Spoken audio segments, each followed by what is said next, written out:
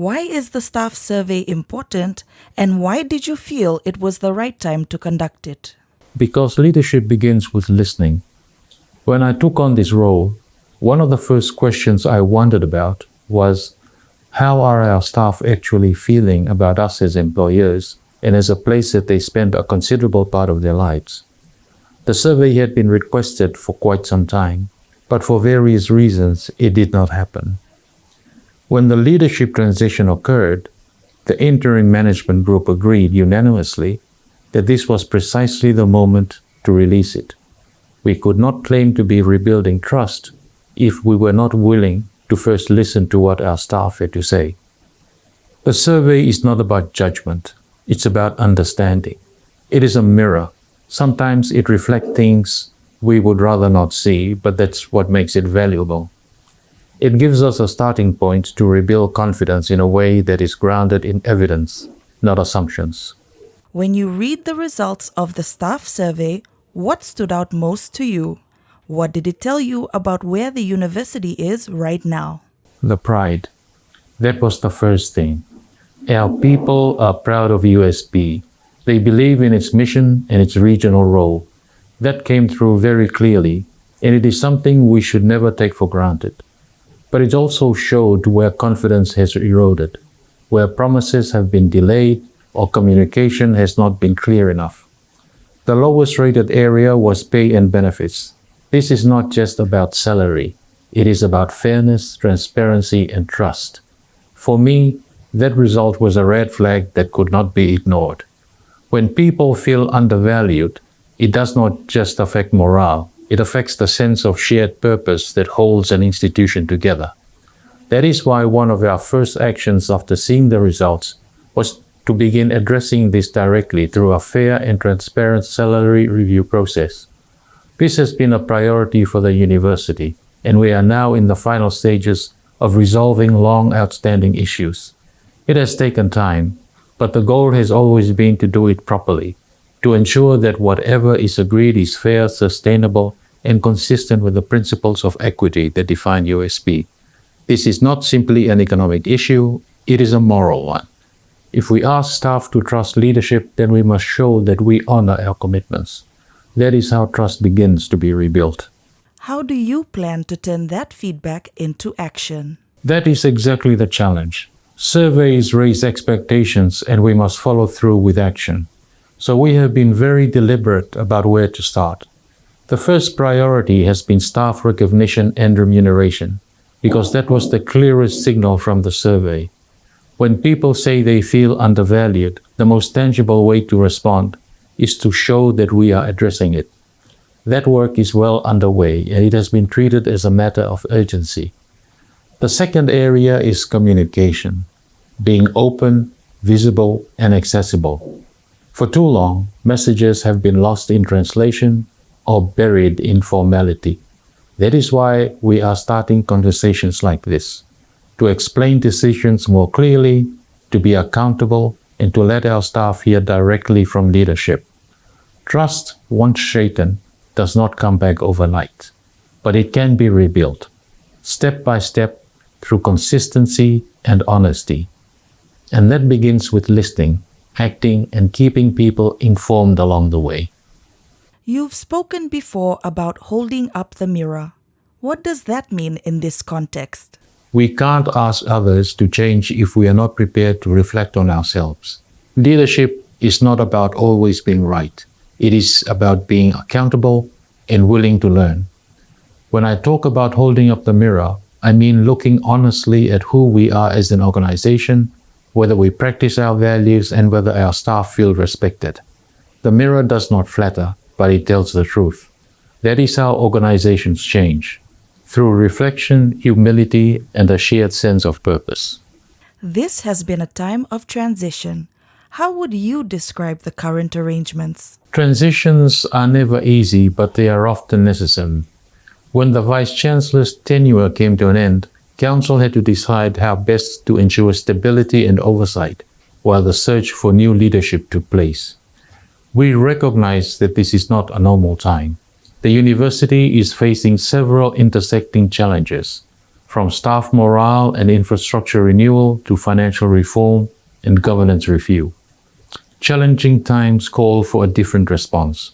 We are at a pivotal point in our history, a moment that demands a reset so we do not simply repeat the same patterns of the past. In our Pacific way, when the seas are rough, we lash our canoes together. We steady one another until calmer waters return. That is what this is, collective stewardship. The Interim Management Group is not here to simply hold the fort. It is a task-focused team working together on the immediate, critical priorities that must be addressed over the coming months. It is a model rooted in Pacific values, shared responsibility, humility, and service. In the Pacific, leadership is not about control. It is about trust and accountability to the collective. This arrangement reflects that spirit. There is much to be done, and we are getting on with it. Why was it important to act now rather than wait for new leadership to be in place? Because time matters. The university is at a critical point, and the next 12 months will shape the next decade. Some of the most pressing issues simply cannot wait.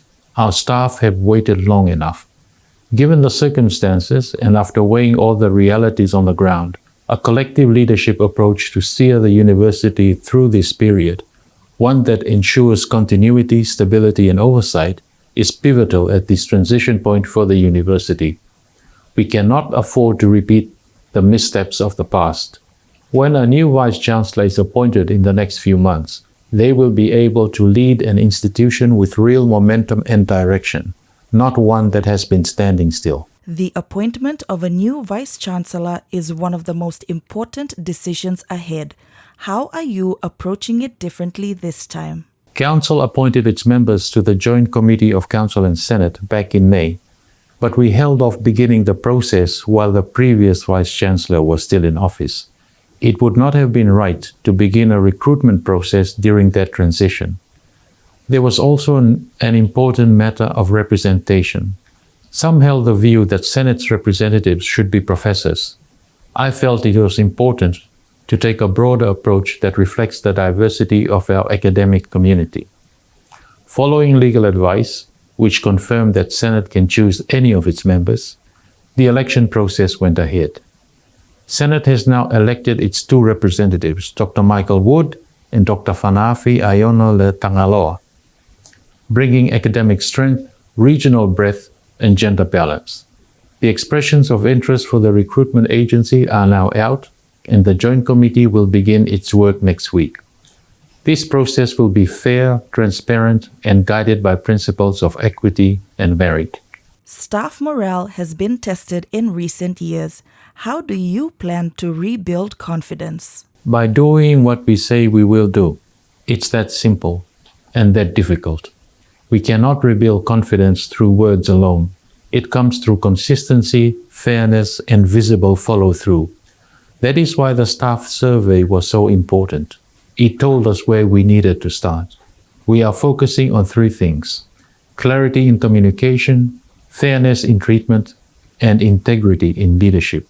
And that means every leader, from council down to supervisors, must model those values every day. How do you define good governance in a Pacific context? In the Pacific, good governance is not about bureaucracy. It's about relationships. It is guided by the same values that govern our families and our villages: respect, reciprocity, and service. Our ancestors governed without written laws, but through shared values that anchored responsibility and custodianship on respect, humility, empathy, reciprocity, and the deep duty of care. In a regional institution such as USP, that same spirit must prevail. Rules are important, but these values matter more. Good governance is not about perfection. It is about how we respond when things are challenging, with honesty, courage, and compassion. It is measured not by compliance, but by the strength of our relationships and the integrity of our actions. When we lead with respect and openness, we honor the Pacific way of stewardship, caring for one another and for the institution we serve. What role do staff and students play in shaping this next chapter? A central one. USP has always been built by its people. Our staff are the foundation of everything we do, their creativity, their professionalism, their commitment. Our students remind us why we exist. So as we move forward, we want more participation, more listening, and more collaboration. The structures we are putting in place are meant to bring voices closer to decision making, not push them further away. There's been concern about the state of some regional campuses. How is that being addressed? Those concerns are real, and they go back many years. Most, if not all, of our campuses have suffered from deferred maintenance and underinvestment. In places like Vanuatu, the situation was made even more difficult by natural disasters. The earthquake there delayed planned works significantly. But I want to be clear, this is being addressed. We have made significant progress in rehabilitating facilities that had been left derelict for too long, and we are prioritizing safety, student welfare, and proper training for campus staff. We have started some work at Alafua, Emalus, and at Laudala and Kiribati, Tuvalu, and Cook Islands and Niue are about to begin. These are not quick fixes, but this work is happening, carefully and systematically. It is about restoring pride in our campuses and ensuring that every student, wherever they study, has a safe and supportive environment. How do you keep people focused and connected during this period of change? In every organization, especially one as large and passionate as USP, there will always be a few who are unsettled by change. That is natural. But most of our people, the vast majority, are simply getting on with the work of teaching, researching, and serving our region with pride and professionalism. For me, the best way to stay grounded is to keep communicating, calmly, openly, and consistently. Transparency does not mean everyone needs to know every detail. It means people can trust that decisions are being made carefully and in the best interests of the university. That trust must be earned, and it is earned through actions, not rhetoric. This period has also reminded me that leadership is not about control. It is about courage, empathy, and grace. I have seen extraordinary commitment from our staff, quiet acts of service, creativity, and care that strengthen the university every day. That is the real story of USP, not the noise from a few who may have misunderstood or misrepresented what this transition is about. My approach has been to share information early where appropriate, to listen carefully, and to speak honestly. We may not always agree, but we can always be clear. Over time, that builds confidence. In the end, institutions move forward when people work together in good faith. That is what is happening now. The path ahead is clear, and our shared purpose remains stronger than ever. That is why communication and openness matter so much. They are not just governance tools. They are part of how we rebuild trust, restore connection, and move forward together. Our strength lies in that shared sense of purpose, and that remains unshaken. What message would you like to leave with the USP community? That this university belongs to all of us, the council, management, staff, students, and alumni. We are all custodians of something much larger than ourselves. We are at a crossroad. The choices we make now will define USP's next chapter.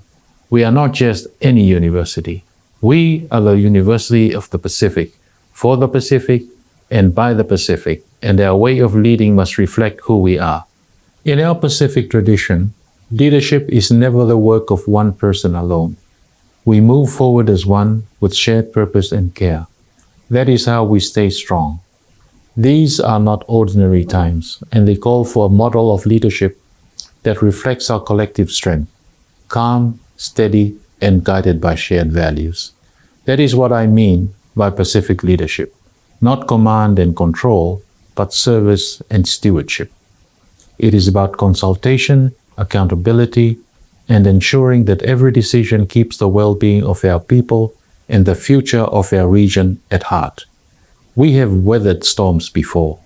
What sustains us is not hierarchy or policy, but the spirit of the Pacific, the belief that when we paddle together, we move forward. The tide may change, but our purpose does not. We serve our people, we serve our region, and together we will keep USP strong.